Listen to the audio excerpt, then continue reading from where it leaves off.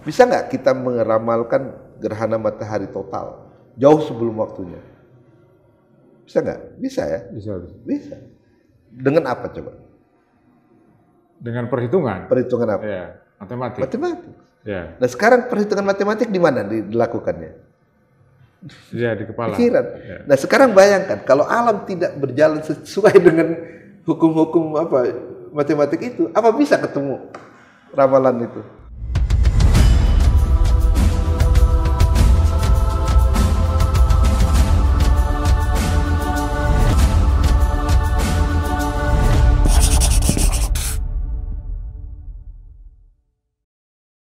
Assalamualaikum warahmatullahi wabarakatuh. Waalaikumsalam warahmatullahi. Selamat bertemu kembali dengan Jajang Jahroni Channel. Kita kali kedua mengundang Profesor Mulyadi Kartanegara. Terima kasih kamu sudah datang berbagi ilmu dan pengalamannya dengan kita semua. Di kali kedua ini kita mau bicara integrasi ilmu ya. Integrasi ilmu. Kita tahu ini isu integrasi ilmu ini rame ya, orang ngomong tentang integrasi ilmu. Paling enggak dua dasawarsa terakhir lah ya kita ngomong. Kira-kira apa sih yang dimaksud dengan integrasi ilmu?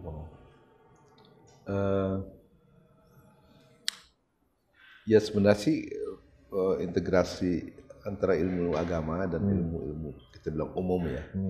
Yang biasanya dalam tradisi Islam disebut al-ulmun naqliyah dan al-ulmul aqliyah gitu. Ilmu aqliyah, nakliyah, ulumul aqliyah. Aqliyah ya. Jadi transmitted sciences dan rational sciences. Kalau di kitab ya agama dan umum. Agama dan umum. Iya, tapi itu sebenarnya kurang tepat ya.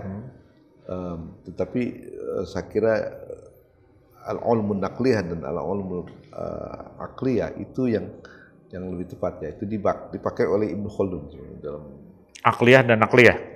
Nakliyah dan aqliyah. Nakliyah. Iya. Jadi sebenarnya bagaimana untuk mengintegrasikan setelah dipisahkan oleh Barat. Ya, gitu. Itu masalahnya. Pemisahan itu yang disebut sekularisasi. Jadi ilmu umum kemudian dipisahkan dari agama, dari domain agama. Gitu. Nah, jadi apa basis filosofis daripada integrasi ilmu itu kan harus dicari itu. Kemudian kenapa sih perlu integrasi? Dan kalau perlu apa saja yang perlu diintegrasikan? Itu kan yang pertanyaan sederhana sebenarnya, tapi itu fundamental gitu. Itu kadang-kadang belum terjawab menurut saya gitu. Misalnya kenapa sih diintegrasikan? Kalau nggak diintegrasikan kenapa gitu? Apa yang terjadi? Kan gitu kan. Gitu. Nah jadi kalau menurut saya kan alhamdulillah lah udah coba meneliti ilmu-ilmu barat juga, ya ilmu rasional barat lah, sains dan sebagainya gitu. Kemudian saya juga pelajari ilmu-ilmu yang serupa, misalnya natural sciences, mathematical sciences yang ada dalam tradisi Islam gitu, ya kan. Dan di situ kelihatan gitu bahwa dalam tradisi Islam ilmu-ilmu rasional itu, khususnya ilmu natural itu tidak pernah dilepaskan dari dimensi spiritual. Nggak pernah dilepaskan. Nah, salah satu contoh ya. Contoh. Misalnya psikologi. Psikologi sejatinya ya ilmu tentang psyche kan, tentang jiwa kan. Gitu. Sejatinya kan itu. Nah, tapi di barat psikologi sudah tidak berbicara tentang jiwa. Lebih kepada behavior. Sehingga ada behaviorisme. Dan itu menjadi standar ya. Walaupun ada perkembangan yang agak kritikal gitu terhadap behaviorisme, tetapi yang mainstreamnya tetap ya, karena apa? Behaviorisme mensyaratkan empirisisme. Jadi apapun ilmu yang ingin dijadikan atau dipandang sebagai scientific itu harus empiris gitu. Nggak peduli psikologi yang harusnya berbicara tentang jiwa. Kan gitu. Nah, tetapi yang kemudian menjadi kendala bagi menurut saya ya, atau menjadi titik penting dalam perspektif agama adalah bahwa psikologi modern itu kan menurut saya disebut brain-based psychology. Brain-based psychology. Jadi psikologi berbasis otak. Gitu. Nah kalau di Islam itu kan soul-based psychology. Nah brain-based psychology tentu setelah mengembangkan banyak bidang yang memang belum ada sebelumnya ya. Misalnya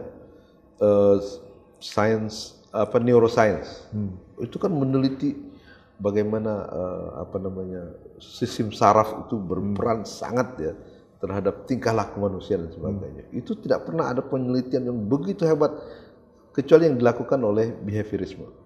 Dari sudut itu kita salut lah gitu. Nah cuma pembatasan psikologi pada behaviorisme menyebabkan tersingkirnya dimensi spiritual gitu. Misalnya jiwa itu nggak lagi dipandang sebagai substansi imaterial seperti yang dikonsumsikan misalnya oleh konseptualisasikan oleh Ibnu Sina sebagai al-jauhar al-mujarrad, artinya substansi imaterial. Al-jauhar al-mujarrad. Iya, abstracted atau immaterial substance. Jadi jiwa itu adalah pure substance, makhluk rohani. Jadi jangan disamakan dengan otak. Lain. Kita kadang-kadang ya akal itu samakan dengan otak karena pengaruh barat. Nah kalau akal diartikan sebagai otak gitu, maka kalau otaknya hancur ya nggak ada lagi akal. Padahal akal dalam filsafat Islam itu adalah jiwa manusia. Jiwa. Iya. Jadi kan ada di dalam tubuh manusia itu ada jiwa nabati, ada jiwa hewani, ada jiwa insani lah istilahnya. Insani. Jiwa manusia itu disebut an-nafs an-nutqiyah. An-nafs an-nutqiyah. Rational soul. Rational soul. Itu identik dengan akal. Jadi kalau filosof itu mengatakan sebelum dia masuk ke dalam tubuh manusia, dia akal. Tapi begitu dia masuk ke dalam tubuh manusia, dia adalah jiwa manusia yang disebut rational soul gitu. Nah, keuntungannya adalah begini. Dari sudut pandang agama ya. Karena jiwa itu bukan fisik gitu, tapi dia adalah substansi imaterial, maka kematian fisik tidak akan menyebabkan kematian bagi jiwa. Nah, jadi setelah mati itu dia terpisah dan hidup lagi di akhirat lah. Alam rohani. Ya, alam rohani, fi ma'ad ya. Jadi itu. Nah, itu dari perspektif keagamaan itu kan menguatkan keyakinan kita pada hari akhir.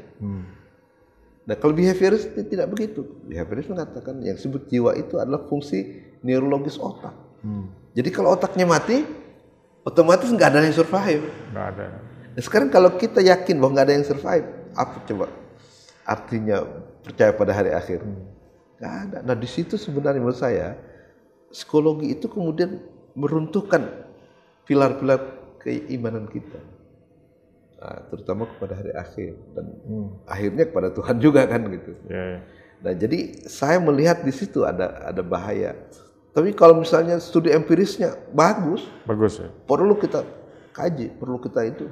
Tapi jangan lupa ada dimensi spiritualnya. Inilah yang bisa disumbangkan oleh psikologi Islam, gitu. Dimana psikologi berkembang dan meneliti lah semua tindakan-tindakan mental manusia. Ya. Misalnya Ibnu Sina membagi indra. Itu ada indra lahir, indra batin. Indra lahir itu yang biasa kita kenal ya, panca indra itu. Tetapi dia juga menyebutkan ada 5 indra batin, ya, yaitu al-his al-mustarak, common sense. Al-his al-mustarak, ya, common sense, common senses. Ya. Kemudian yang kedua khayal.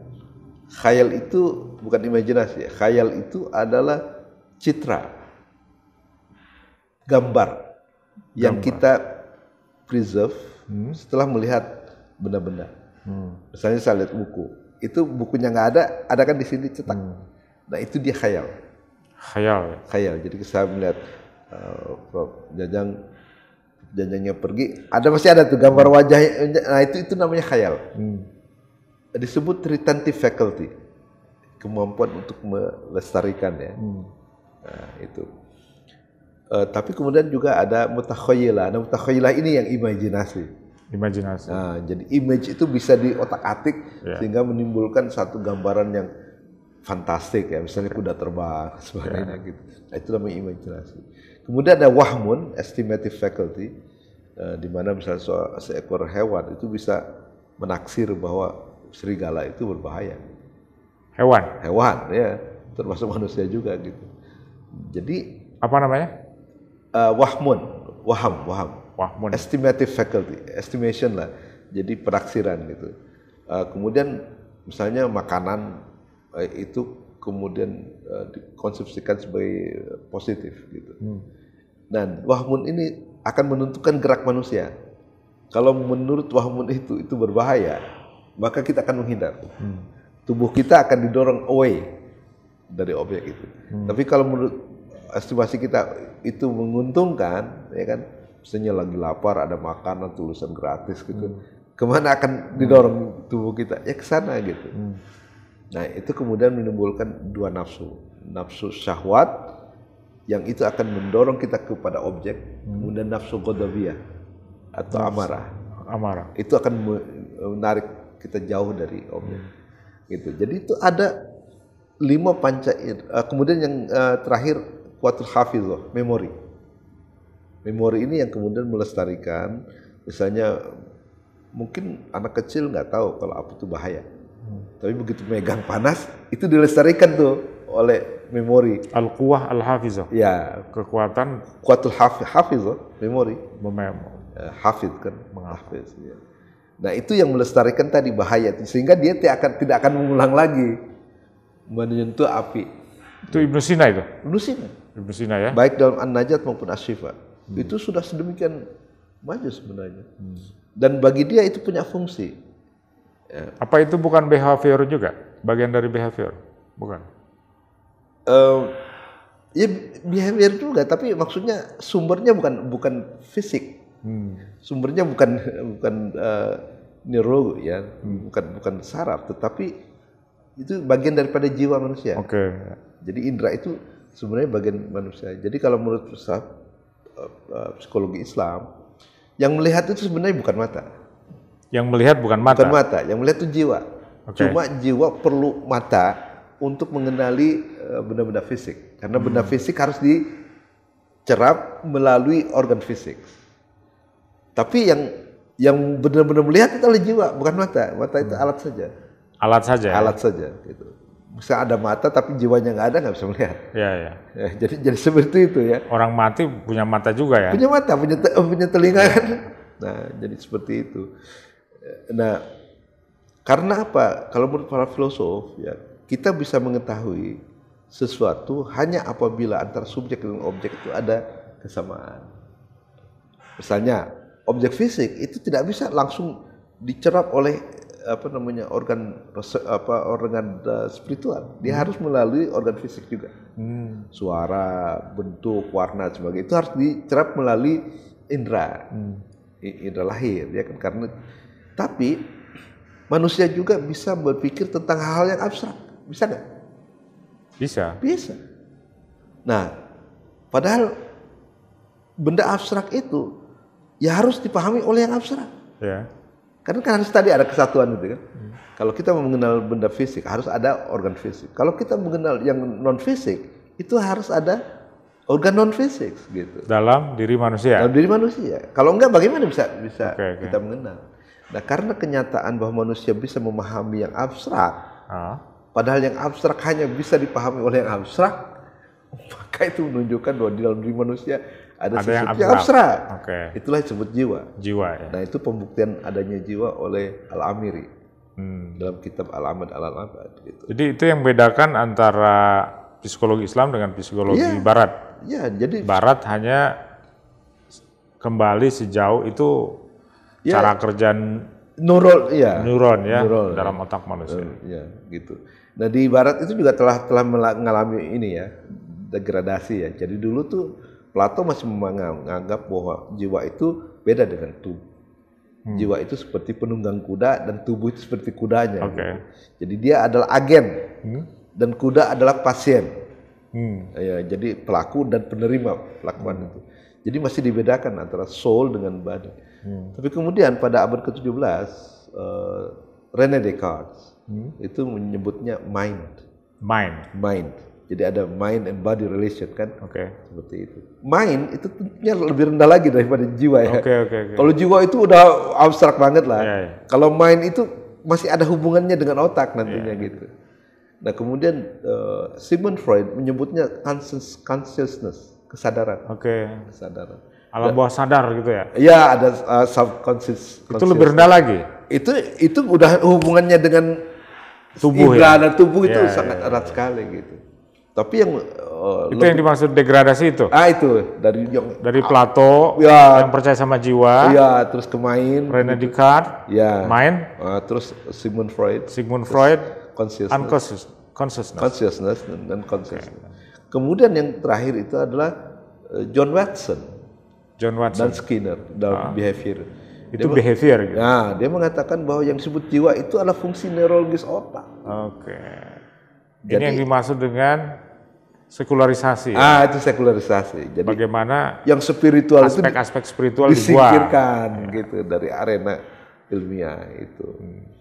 Itu seberapa serius kalau ilmu pengetahuan dinyahkan dari dimensi spiritual ya Pak? Ya jadi mereka nggak bakal mengakui eksistensi yang spiritual gitu ya. Kayak kepercayaan kita kepada yang gaib hilang semua. Hilang semua. Iya.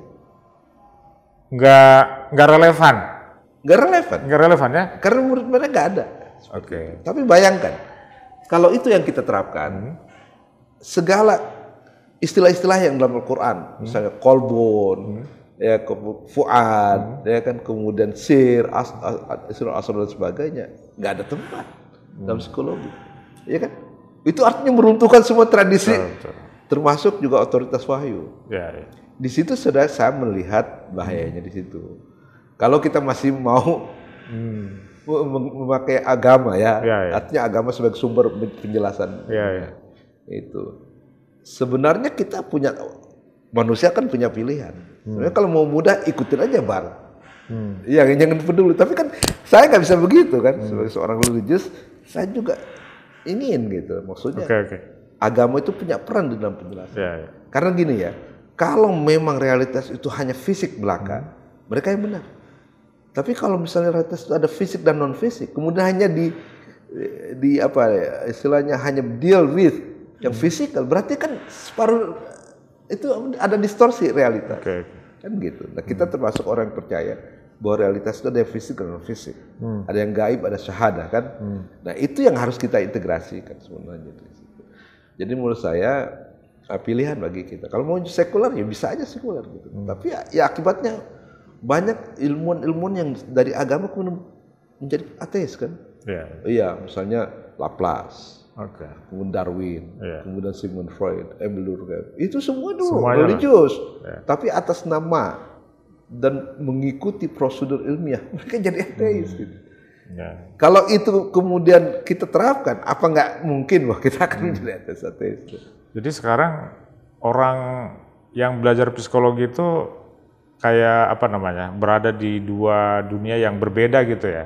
Satu sisi dia percaya kepada Tuhan yang gaib gitu kan, tapi ilmu-ilmunya ini terpisah sama sekali gitu ya. Iya, jadi ada istilah gini, kalau kita lagi ilmiah singkirkan tuh doa, kalau kita lagi doa itu. Jadi ada itu namanya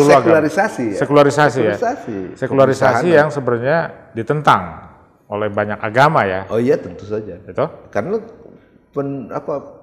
penolakan terhadap eksistensi yang non fisik. Nah gitu. Itu esensi atau itu yang dimaksud dengan perlunya integrasi ilmu dan agama gitu. Iya.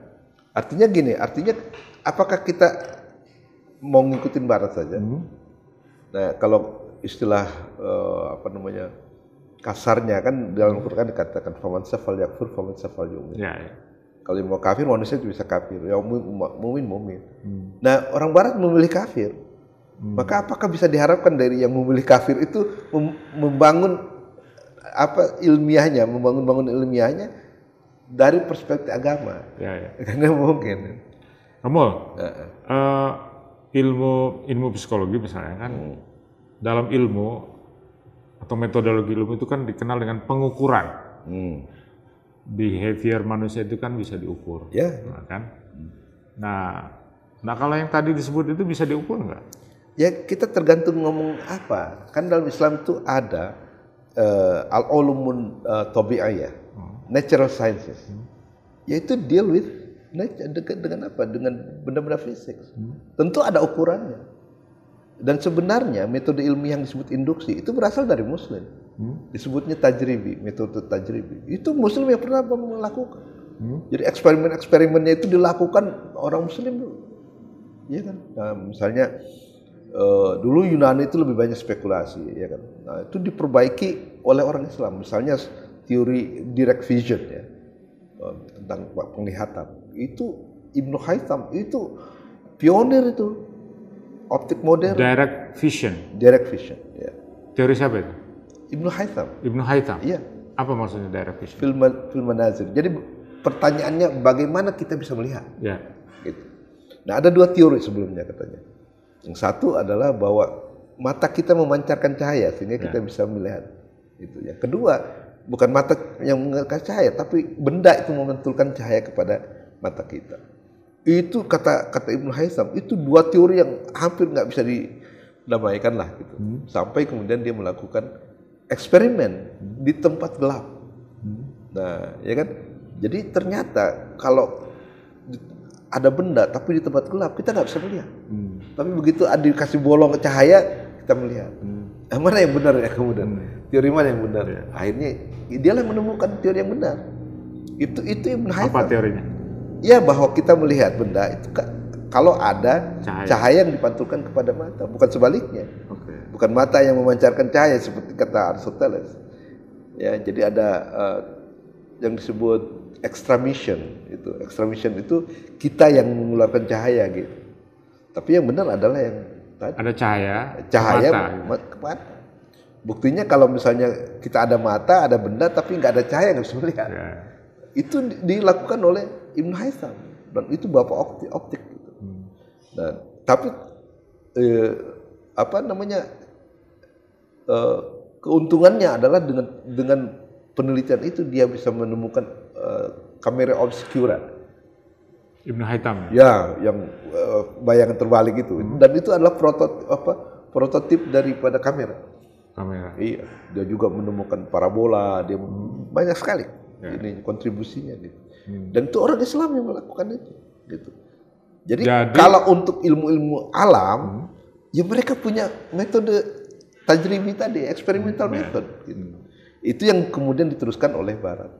Tapi kan mereka juga sadar bahwa wujud itu tidak hanya fisik, tapi ada yang non fisik. Mereka ini siapa?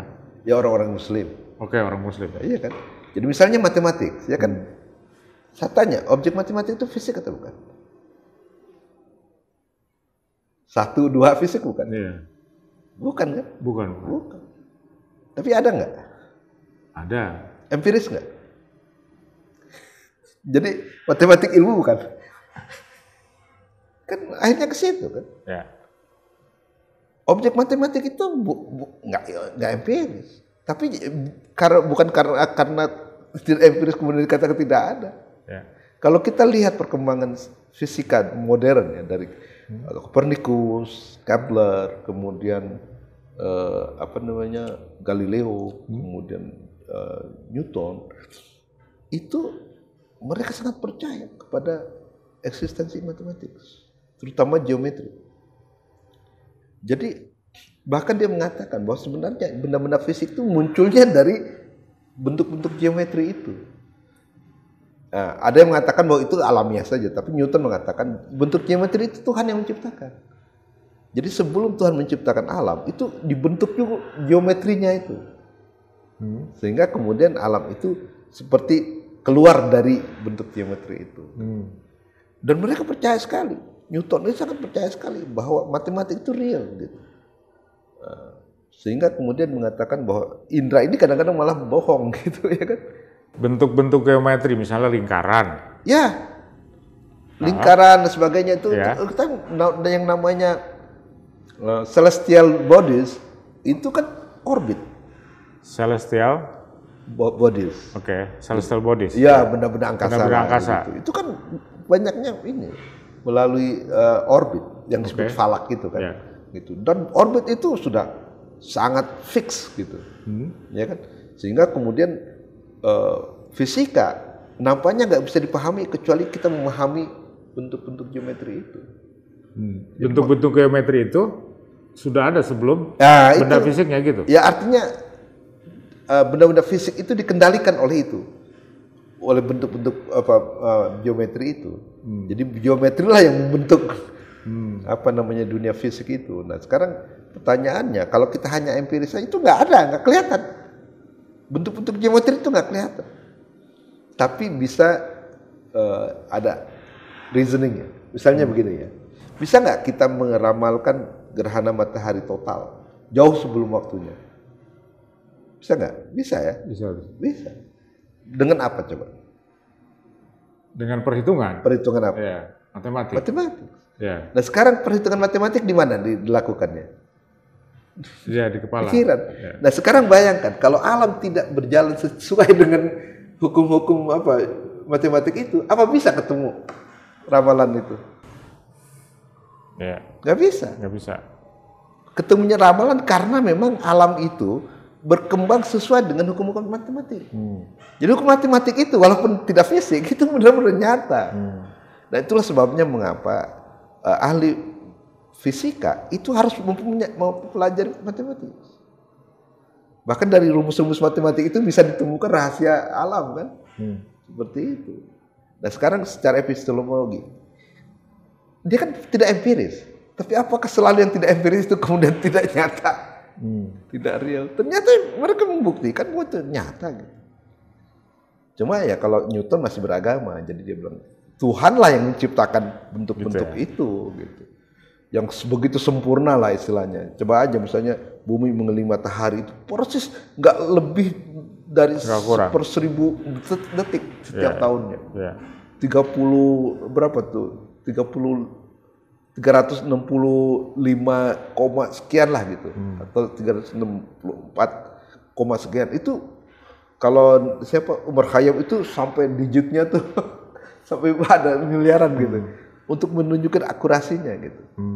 Itu setiap tahun begitu. Nggak ada perubahan sama sekali.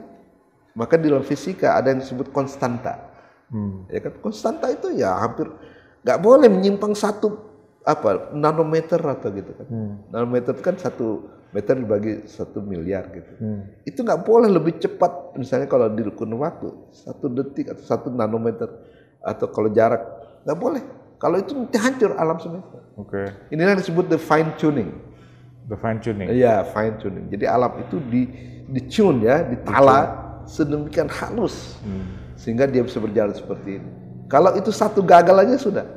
Jadi kecepatan cahaya itu konstan tuh. Jadi matematik itu bekerja di akal manusia, di dalam akal manusia. Ditangkap oleh itu. Bekerja di alam. Bekerja di alam tapi manusia kemudian menangkap. Kalau Al-Qur'an kan dia kan wallazi khalaqas samsa diya'an wal qamara nuran wa qaddarahu manazila. Kamu sebenarnya ingin mengatakan bahwa ada sesuatu rumusan yang abstrak yang ada di kepala manusia dan diyakini gitu kan? Tapi itu diambil dari observasi terhadap alam. Gitu. Jadi saya tadi katakan Allah telah menciptakan matahari bercahaya bersinar dan bulan bercahaya dan mengedarkan keduanya itu menurut manazil. Lita'lamu adada sinin sehingga kamu bisa menghitung tahun. Wal hisab, aritmetik. Jadi sebenarnya aritmetik itu hasil daripada abstraksi pikiran kita manusia terhadap fenomena alam. Ada. Cuma kan Islam percaya bahwa ada objek fisik dan objek non fisik. Matematik termasuknya objek non fisik. Tapi ada, diyakini ada. Maka di dalam Islam, ya matematik itu ulum, science. Nah, yang jadi soal kan di Barat. Kalau sains disyaratkan empiris, what's so empirical about mathematics? Itu kan di situ pertanyaannya. Nah, demikian juga metafisik. Metafisik itu bisa dibuktikan secara makulis, secara intelligible, ya, secara akal. Seperti apa contohnya? Ya artinya keberadaan Tuhan dan sebagainya. Itu kan inilah bisa ada argumen-argumen adanya Tuhan kan gitu. Ada yang sebagai Tuhan sebagai sebab pertama atau sebagai wajib wujud dan sebagainya itu. Nah, kalau matematik diizinkan boleh lah, artinya dipercaya ada, padahal dia adalah non empiris. Padahal dia abstrak sekali. Abstrak gitu. Nah, kemudian metafisik kan juga abstrak juga. Belasananya, tetangganya sebenarnya kan? Lebih tinggi. Lebih tinggi dia. Ya, jadi kalau misalnya ini abstrak pertama, dia abstrak kedua. Betul, gitu. betul. Tapi kalau itu logik harusnya diterima. Ya kan gitu. Nah, tapi kan Barat udah terlanjur mengatakan sains harus berhubungan hanya dengan empiris. Gitu. Kemudian dia harus menolak. Nah, sehingga kemudian matematik itu apa? Sains atau bukan sains? Itu kan epistemologinya di situ. Isu epistemologinya persoalannya. Nah, jadi begitu. Tapi sekarang itu kan mengapa ya tadinya? Mengapa? Nah, sekarang bagaimana mengintegrasikan ilmu itu? Nah, itu harus ada basis filosofisnya. Gitu. Secara Islami, ilmu-ilmu nakliyah itu didasarkan pada wahyu. Nah, sedangkan ilmu akliyah itu pada akal. Gitu. Yang natural sciences, ulum tabi'iyah itu berdasarkan kepada observasi alam. Jadi dalam Islam itu kita mengenal dua ayat. Ayat qauliyah berupa wahyu dan ayat kauniyah berupa alam. Nah, jadi di mana ketemunya antara dua ilmu ini, ya kan? Ketemunya adalah bahwa sumber ilmu keduanya itu adalah sama, yaitu ayat Allah. Ya kan? Jadi Quran ayat Allah, alam ayat Allah. Jadi di situ ketemunya. Iya. Nah, sekarang persoalannya adalah kita masih membaca Quran sebagai ayat Allah, tapi ilmu modern berhenti membaca alam sebagai ayat Allah. Betul. Kan di situ tuh. Kalau dalam keadaan Islam, ya dua-duanya ayat Allah. Yang satu kitab besar, yang satu kitab kecil, tapi mesti ada korespondensi antara duanya. Jadi kalau misal Quran menjelaskan tentang fenomena alam, bisa jadi tepat. Karena apa? Penciptanya sama. Ya kan? Dari sumber yang sama. Nah, jadi kalau mau mengintegrasikan, ya harus diintegrasikan berdasarkan itu. Jadi bahwa antara ilmu agama yang berdasarkan wahyu dengan ilmu alam harusnya tidak bertentangan. Nah, jadi kalau Quran masih dianggap sebagai ayat, ilmu-ilmu alam itu juga harusnya berbicara tentang ayat itu dalam bentuk yang berbeda ya. Di situ ketemunya ya. Di situ. Nah, kita berhenti membaca alam sebagai ayat Allah karena pengaruh Barat. Darwin membuat fatwa haram hukumnya membawa Tuhan dalam tulisan ilmiah. Nah, kita kemudian ada inferiority complex ya. Kita jadi takut kalau membawa Tuhan dalam ilmiah itu takutnya nggak dibilang ilmiah. Nah, jadi di situ. Nah, padahal dalam Islam mereka juga punya epistemologi yang lain dengan Barat. Gitu. Harusnya menggunakan epistemologi Islam, ya kan? Supaya kita bisa mengakui bahwa yang nakliyah dan akliyah itu sama-sama ilmiah. Karena apa? Based on the reality. Walaupun reality itu kemudian ada yang physical, ada non-physical, kan gitu. Nah, kalau kita masih percaya yang gaib, ya harusnya seperti itu. Maka kita tidak akan mengatakan bahwa fisika itu biologi misalnya, sama sekali tidak religius. Tidak. Jadi hubungan antara yang fisik dan sama yang abstrak itu gimana kamu? Ini sama-sama realitas. Sama-sama realitas. Jadi Mullah Sadar mengatakan ada wahdatul wujud, kesatuan wujud. Jadi sebenarnya apa makhluk semua yang fisik yang non fisik itu satu saja dari sudut kewujudannya gitu satu. Tapi ada gradasi. Taskikul wujud namanya gradasi. Itu gradasi itulah yang membuat kemudian kayak cahaya ya. Cahaya itu dari cahaya murni sampai cahaya yang kemudian bisa terlihat oleh mata gitu. Jadi makin kesini makin keras. Itulah dunia fisik. Jadi kalau Surawadi mengatakan begini, Tuhan itu Nurul Anwar, the light of light gitu. Nah, kemudian memancarlah dari Tuhan itu cahaya-cahaya. Tapi di antara cahaya itu ada barzakh. Barzakh itu kayak apa sih? Batas. Iya, jadi kayak kalau misalnya kita untuk meredam panas di mobil itu kan ditaruh itu apa? Ya plastik yang shade itu apa namanya? Ribbon ya. Kaca ribbon lah gitu masalahnya. Jadi setiap bagian dari itu ada itu. Sehingga apa? Sehingga kemudian sebagian cahaya di transmit ya, diteruskan, tapi sebagian diredam. Kalau itu berjuta-juta, akhirnya gelap. Nah gelap itulah dunia fisik. Gitu. Jadi dunia fisik itu ya dunia kegelapan. Karena apa? Karena udah terlalu jauh dari sumber cahaya. Walaupun begitu, itu masih ada unsur cahayanya. Karena menurut Surawadi segala sesuatu terdiri dari cahaya dan kegelapan. Gitu. Jadi yang disebut dunia fisik itu bagian daripada dunia keseluruhan. Gitu. Misalnya, manusia kan tidak bisa melihat semua cahaya. Manusia hanya bisa melihat cahaya yang berfrekuensi 400 sampai 700 nanometer. Itu yang bisa dilihat oleh mata. Tapi apakah di luar itu nggak ada? Ada. Kita bisa mengenal ultraviolet. Nggak bisa kelihatan mata, tapi ada. Kemudian ada X-ray. Sama, itu juga di luar jangkauan mata. Kemudian ada gamma ray, ada cosmic ray. Itu semua cahaya yang real, tapi nggak bisa dilihat oleh mata. Mata hanya bisa melihat yang kasar. Oleh karena itu maka kalau kita membatasi realitas hanya apa yang dilihat oleh mata, kita akan menolak banyak sekali yang realitas. Mereduksi ya? Reduksi. Nah, dunia gaib itu persis seperti itu. Jadi dunia gaib itu ada tapi memang tidak bisa dilihat oleh mata. Jadi dunia gaib sama dunia lahir itu sebenarnya satu kesatuan. Satu kesatuan garis itu ya? Iya, garis aja gitu. Cuman kan ada gradasi gitu. Dan kita berada di ujung sebelah sini ya? Yang kita yang melihat, bisa dilihat aja gitu. Padahal itu sebenarnya sambungan dari cahaya yang itu. Ini yang gradasi ini sebenarnya yang disebut wahdatul wujud. Ya, kesatuan wujud. Sama kesatuan aja wujud itu. Ya. Iya. Dari yang batin dari sampai Tuhan yang lahir gitu ya. Dari Tuhan sampai ke batu kerikil apa gitu. Itu sama sebenarnya. Sama ya. Yang membedakan itu adalah esensinya. Esensi. Tapi bukan wujudnya. Kalau dari sudut wujud ya satu aja. Makanya disebut wahdatul wujud gitu. Nah, itu penafsiran Mula Sadra gitu. Jadi kalau begitu, ya kalau memang wujud itu satu, ketika kita mengafirmasi wujud yang fisik, maka sekaligus kita harus mengafirmasi juga yang non fisik. Karena apa? Karena nggak bisa dipisahkan. Karena nyambung ya. Nyambung gitu.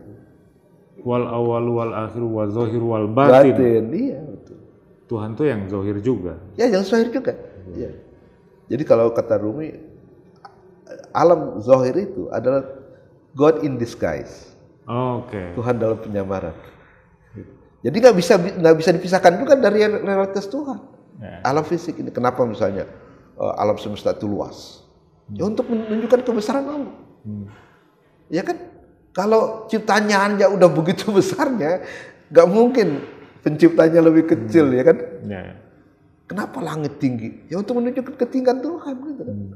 Kalau ciptaannya aja udah tinggi begitu, apa pasti yang menciptakan kayak gitu kan? Logikanya kan begitu. Jadi, nah yang kita karena pengaruh sekularisme itu, maka kemudian kita hanya percaya pada apa yang bisa dilihat oleh mata. Padahal mata itu sangat terbatas. Dan itulah yang positivisme, empirisisme, materialisme, naturalisme dan sebagainya. Ada di situ ya. Nah, apakah kita mau tunduk ke dia? Kalau kita percaya pada yang gaib, kita harus embrace ya, harus semua, harus include semua. Nyambung ya. Dan di dalam tradisi ilmiah Islam udah ada semua.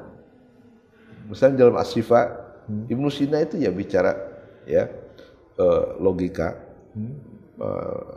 fisika, matematika dan metafisik. Itu dalam satu buku itu. Jadi tidak dipisahkan antara metafisik dengan fisika, dengan matematik. Itu satu kontinum aja.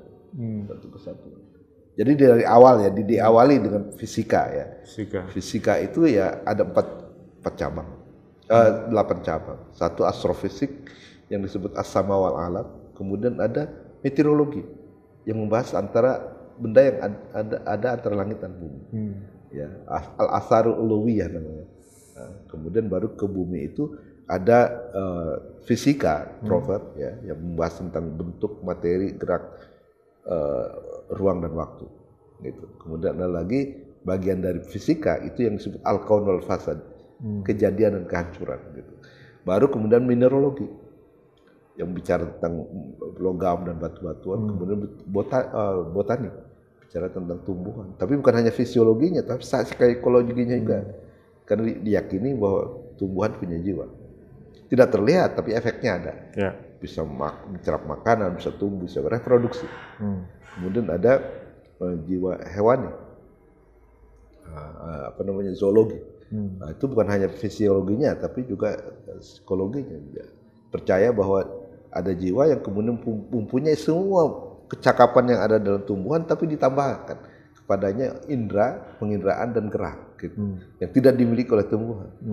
Nah, manusia kemudian lahir belakangan, itu semua yang ada di kecakapan psikologi yang ada di bawahnya itu ada semua di manusia. Ada. Tapi ditambahkan unsur malaikat, yaitu akal. Nah, komplitlah dia sebagai mikrokosmos. Oke. Makanya disebut insan kamil ya. Belum. Oh, bukan. Mikrokosmos, alam sogir. Jadi walaupun kecil tapi mengandung seluruh unsur kosmos. Nah, sekarang kalau satu unsur itu mencerminkan sifat Tuhan, maka manusia berpotensi untuk bisa mencerminkan seluruh sifat-sifat Tuhan. Kalau itu terjadi, itulah insan kamil. Gitu. Jadi insan kamil. Coba apalagi kamu itu sifat-sifat tadi, unsur-unsur tadi? Ya, jadi ada unsur mineral. Ya, kemudian ada unsur tumbuhan. Ada unsur hewan. Ada unsur malaikat. 4. Ya. Dan itu semuanya ada di dalam diri manusia. Bahkan ada mineral ya, tumbuhan, hewan dan malaikat. Itu kan makhluk semuanya. Ya. Jadi manusia itu sebenarnya mengandung seluruh unsur makhluk. Belum lagi Tuhan ya. Makhluk, sehingga disebut mikrokosmos, alam sogir. Yang menariknya adalah Ikhwan Nusopo menyebut alam al-insanul kabir, manusia agung gitu. Apa? Karena ya seperti manusia dia punya akal, dia punya jiwa, namanya akal universal, jiwa universal. Kemudian dari jiwa universal itu muncullah jiwa-jiwa partikular, jiwa tumbuhan, jiwa hewan dan sebagainya, jiwa manusia gitu. Nah, jadi mereka itu sangat komprehensif sebenarnya. Nah, itulah integrasi. Jadi sebenarnya kalau menurut epistemologi Islam atau filsafat Islam, ilmu dan agama itu nggak pernah pisah ya? Nggak bisa. Jadi semua unsur yang terutama yang gaib lah soalnya. Itu satu kesatuan ya? Satu kesatuan. Satu kontinum tadi. Antara yang gaib dan yang lahir itu satu kontinum ya, garis kontinum. Jadi misalnya fisika itu nyata banget ya. Dia fisik dan dia punya bentuk fisik. Gitu. Nah kalau matematik itu sebenarnya di antara keduanya gitu. Antara metafisika dan fisika. Jadi kalau matematik itu sebenarnya pada dirinya dia abstrak, tapi dia masih punya hubungan dengan yang fisik. Misalnya dua buku, ya kan? Nah, gitu. Dua sendiri apa itu dua? Dua itu abstrak itu kan? Iya. Kan di kepala kita aja ya? Kita, iya. Tapi sebenarnya di dalam realitas juga ada. Iya. Langit, bumi, laki-laki. Jadi perantara itu, matematik itu perantara antara yang abstrak dengan yang metafisik, antara fisika dengan yang metafisik. Nah, yang metafisik nggak ada lagi kaitannya langsung dengan fisik. Dia sama sekali abstrak. Gitu. Jadi makin jauh ya. Kontinum itu seperti itu. Dan kemudian kan fisika juga ada level-levelnya. Terus matematik juga ada aritmatik, ada geometri, ada musik, ada itu dunia antara. Karena dunia sendiri pun begitu katanya. Ada dunia fisik, ada dunia imajinal, ada dunia rohani. Dunia rohani lah tempat metafisik. Kemudian imajinal itu ya deal with mathematics. Itu yang fisika, yang fisik. Gitu. Itu yang dimaksud dengan integrasi ilmu dan agama. Iya. Jadi sebenarnya ilmu agama dan ilmu umum, ilmu sains ya. Iya, sains. Ulum al-aqliyah dan ulum al-nakliyah. Itu bersatu. Jadi sebenarnya jangan dikatakan bahwa biologi itu tidak mengandung unsur agama. Kalau kita melihat binatang itu sebagai ayat Allah, itu sudah agama. Dan Al-Jahiz yang menulis kitab Al-Hayawan 8 jilid itu dia mengatakan, bagi saya zoologi, ilmu hewan, itu adalah ilmu agama. Karena tujuan saya menulis ini adalah untuk menunjukkan kebesaran Allah di dunia animal kingdom. Jadi kalau itu nggak perlu lagi pakai ayat-ayat gitu kan. Nah masalahnya di Barat itu diharamkan kita menghubungkan fenomena alam itu dengan Tuhan. Di situ sehingga kemudian tidak memberi pengaruh apa-apa terhadap nilai agama. Di Barat masih ada perdebatan itu kreasionis dan evolusionis gitu kan. Dan sama sekali orang nggak boleh bawa-bawa ayat Bible ke sekolah gitu kan. Dan di Islam ternyata teori evolusi ada. Ada, jelas sekali. Misalnya tulisan Miskawai dalam Al-Fawzul Asghar, kemudian dalam Rasail Ikhwanus Shofah. Ada sekali. Jadi dia bilang alam itu berkembang secara perlahan. Jadi misalnya mineral itu kan dari batu biasa menjadi batu mulia. Itu sudah satu perkembangan. Itu kan memang juta-jutaan tahun ya, tapi itu batu sendiri itu bertransmutasi untuk mempersembahkan yang terbaik lah dari jenisnya gitu kan. Tapi ada batasnya. Dia tidak bisa tidak akan sama dengan tumbuhan. Nah di ujung perkembangan mineral muncullah tumbuhan. Diumpamakan dengan lumut. Lumut itu kan tumbuhnya di batu. Batu itu kan mineral. Lalu kalau ada moisture, ada kelembaban muncul sebagai tumbuhan. Tapi kalau kering dia mati lagi gitu kan. Nah tapi dari lumut seperti itu berkembanglah tumbuhan itu menjadi sangat misalnya tercapai ketinggiannya pada pohon korma. Pohon korma itu katanya udah punya 2 seks kan, jadi dia tidak perlu kumbang untuk dia bisa melakukan polanisasi ya dengan sendirinya. Dan itu sudah mirip dengan hewan sebenarnya. Nah di atas itu muncullah kemudian hewan gitu. Hewan yang primitif, hewan yang sederhana itu kayak siput gitu. Dia tidak punya mata, tidak punya telinga, hanya punya indera rasa saja gitu kan. Tapi dari situ berkembang kemudian hewan-hewan yang lebih canggih gitu. Sampai kemudian dari kecanggihan beberapa hewan itulah manusia kemudian diciptakan melalui dengan unsur-unsur itu ya. Maksudnya keunggulan hewan itu dikumpulkan pada diri manusia. Jadi evolusi ada di Indonesia. Evolusi ada? Ada. Jadi Islam itu sebenarnya nggak ada masalah dengan evolusi. Nggak ada masalah. Cuman yang masalahnya adalah ketika Darwin mengatakan evolusi itu terjadi sendirinya. Oh gitu. Bukan Tuhan yang sebagai pelaku. Kalau dalam Islam ya tentunya Tuhan yang melakukan semua. Jadi yang ateis, yang teistik gitu. Paham. Dan seperti itu. Jadi tapi kalau misalnya apa saja yang harus kita integrasikan itu ada banyak ya. Kalau di buku saya ada 13 sih sebenarnya. Ada mungkin tidak sampai 13. Satu, integrasi antara ilmu agama dan ilmu umum. Tadi udah jelaskan. Kemudian ada integrasi apalagi objek ilmu. Ada objek fisik, ada yang non fisik ya, ada yang murni non fisik itu kan. Nah itu yang kemudian dijelaskan dalam fisika, matematik dan metafisik, ya kan? Objeknya. Jadi kalau di Barat objek non fisik ditolak, di Islam harus diintegrasikan. Gitu. Sehingga ada objek matematik yang memang bukan fisik, tapi kita yakin ada dan berlaku di alam, gitu kan. Kemudian ada lagi objek metafisik seperti Tuhan, malaikat dan sebagainya, jiwa dan sebagainya. Nah itu harus diintegrasikan. Gitu.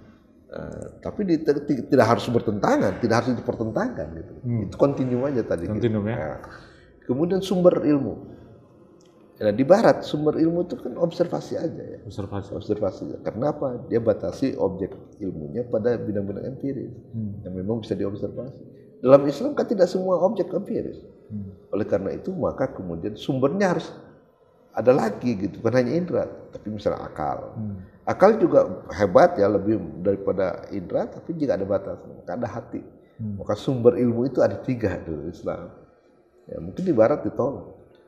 Mungkin di Barat itu akal itu tidak jadi sumber ilmu, tapi sebagai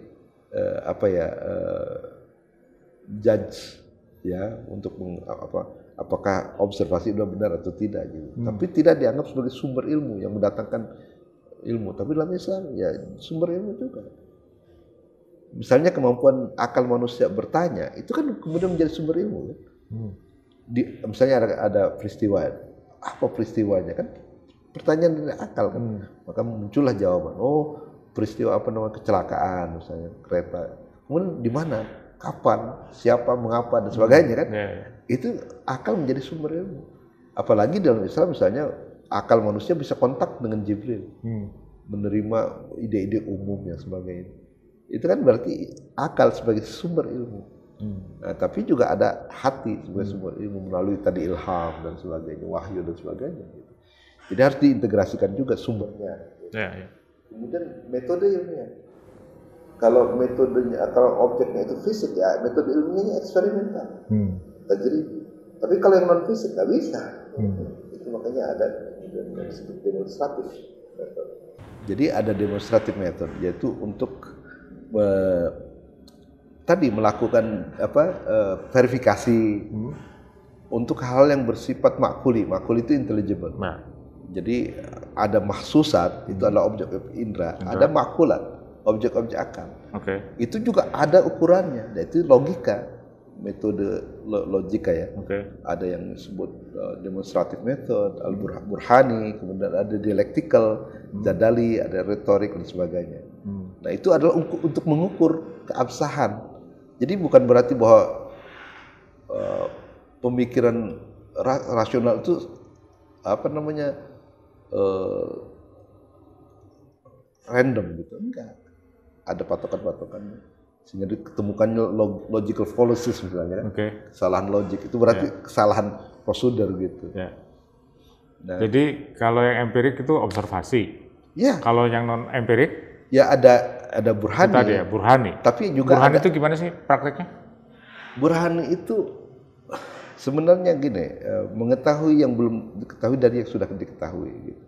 Jadi misalnya Tuhan kan nggak majul ya, Tuhan kan nggak unknown gitu. Tapi melalui observasi terhadap fenomena alam, kita akhirnya kemudian dibawa ke sana. Kepada kesimpulan bahwa mesti ada nih. Nggak mungkin alam yang begitu teratur itu nggak ada. Nah, itu burhani. Itu burhani.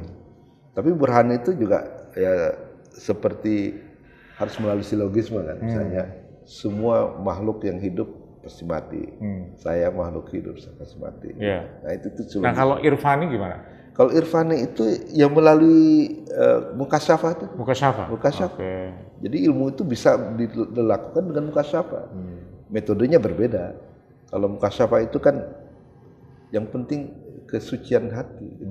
Maka harus ada yang dilakukan itu bukan memaksa Tuhan itu enggak. Yang harus dilakukan ada namanya isti'adad ya. Persiapan itu adalah dengan melakukan tazkiyatun nafs, pembersihan hati. Dan itu dilakukan misalnya ada tahwali, tahalli, tajalli seperti itu. Nah, jadi itu irfani. Jadi kita mengakui bukan hanya satu metode, tapi 4 ya. Tadi aja burhani, irfani, tajribi dan bayani. Bayani itu adalah metode ilmiah untuk membedah teks suci. Iya, Quran dan hadis sebenarnya. Itu ada lagi metodenya. Jadi setidaknya ada 4 metode yang dikembangkan dan itu harus diintegrasikan gitu. Jadi kalau misalnya dari yang empirik, kalau empirik apa? Empirik, tajribi, burhani, irfani, dan bayani. Itu harus diintegrasikan. Dan itu satu kesatuan ya? Satu kesatuan. Kontinum juga gitu kan, tergantung pada objeknya. Kemudian yang saya usulkan juga ada integrasi pengalaman manusia. Nah, selama ini sains harus berdasarkan pengalaman, tapi yang dimaksud adalah pengalaman indrawi. Tapi apakah manusia hanya mengalami pengalaman indrawi? Enggak, ada pengalaman intelektual, ada pengalaman spiritual. Ya para filosof itu mendapatkannya melalui pengalaman intelektual. Jadilah falsafah. Kemudian para sufi mengalami pengalaman spiritual. Muncullah tasawuf. Itu harus diakui juga sebagai pengalaman. Jangan hanya pengalaman itu, pengalaman manusianya tidak hanya mengalami yang enggak tunggal ya. Iya. Ada intelektual, ada spiritual, ada sensual. Kemudian satu lagi integrasi penjelasan ilmiah. Dulu pada masa Aristoteles penjelasan itu menyangkut 4 sebab. Sebab efisien, sebab perubahan sesuatu. Misalnya kayu menjadi patung. Itu harus ada yang mengubah kan gitu. Kemudian sebab formal itu yang menyebabkan kayu menjadi meja, menjadi itu dan sebagainya. Kemudian ada sebab materi, ya materinya apa. Kemudian ada sebab final, tujuannya apa gitu. Nah itu dulu penjelasan ilmiah itu seperti itu. Tapi saya dengar di dunia modern itu yang formal dan final itu di-cut. Katanya tidak berhubungan dengan fakta, tapi dengan makna gitu. Akhirnya ada reduksi gitu. Sehingga misalnya untuk apa diciptakan manusia itu nggak relevan di dunia modern. Untuk apa diciptakan alam nggak relevan karena itu berhubungan bukan dengan fakta tapi dengan makna. Nah sehingga ya akhirnya harus diintegrasikan lagi gitu istilahnya. Nah itulah menurut saya. Kemudian mungkin yang terakhir adalah integrasi antara ilmu teoritis dan praktis. Ketika Al-Farabi menulis kitab Ar-Ruh al-Madin al-Fadilah yang katanya kitab politik, itu tidak langsung ke politik. Metafisik dulu, Tuhan, alam dan manusia. Nah ketika dia bicara manusia, baru manusia individual dan manusia sosial. Disitulah dia baru mulai yang praktis itu, gitu, yang politik itu. Jadi ada integrasi. Ya. Seperti itu. Ya, mungkin dengan itu, insya Allah ya ada gambaran sedikit. Ya. Nah, ada gambaran sedikit lah. Saya semakin jadi paham integrasi ya. Menarik ya. Iya. Jadi ada basis filosofinya dan semuanya dari yang jiwa, yang abstrak, yang ide, kemudian sampai yang lahir itu sebuah kontinum ya. Baiklah Kamul. Oke. Ini ada beberapa buku nih ya, mengarungi lautan ilmu. Ya. Itu autobiografi yang saya tulis tangan dulu. Ya. Nah itu tulis tangan. Ini yang menarik ini adalah ini tulis tangan saya nih. Iya. Luar biasa ini. Ya dan itu 6 jilid. Ini baru 1 jilid. Ya. Ada 1159 halaman. Semuanya 3.200 halaman. 3.200 halaman. Ya kan jilid kedua ini kan, 1000 sekian gitu. Nah ini yang buku untuk integrasi ilmu, saya setelah menulis buku, nah ternyata itu ada manuskripnya dan saya bisa dilihatkan di situ satu bab itu 1 hari. Itu tulisan tangan. Ini tulisan tangan ini? Ya, hampir nggak ada kesalahan tuh kelihatannya. Nggak ada kesalahan, nggak ada kesalahan sama sekali. Iya ada sedikit tapi minimal banget gitu. Ini yang disebut dengan ilmu ini memancar ya dari dalam dada ya. Iya. Kita udah diskusikan minggu kemarin ya. Iya. Baiklah kamu kita akhiri saja ya. Tapi saya kira ini semakin menarik ya. Mungkin nanti next episode kita ngomongin biografi sedikit kamu ini kapan belajar filsafat. Boleh.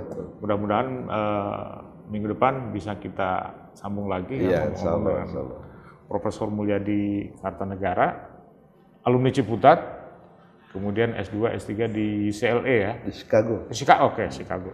Di Chicago muridnya Fazlur Rahman. Nah, muridnya Fazlur Rahman. Sama dengan Nurholis Majid, Syafi'i Ma'arif. Dan yang kemarin baru wafat ya. Ini salah satu muridnya Fazlur Rahman yang masih hidup. Insya Allah kita minggu depan kita sambung lagi. Demikian Jajang Jahroni Channel. Jangan lupa subscribe.